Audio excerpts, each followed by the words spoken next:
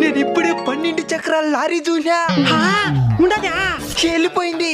అబ్బా వాడన్న 12 చక్రాల లారీ చూసినాడు, నేను 24 చక్రాల లారీయే చూసినా.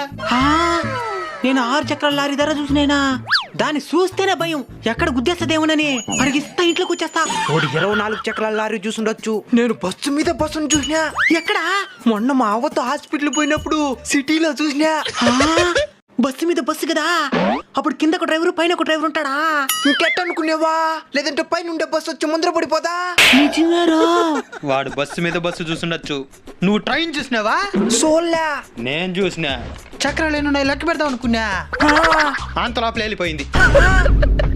అప్పుడు ఈడు ఒకటే ఏం చూడండి. బాబు నన్ను తక్కువ అంచనా వేయద్దు. నిన్న కొంచెం ఉనుంటే విమానాన్ని చేత్తోనే తగ్గేసుంటా. ఎప్పుడా?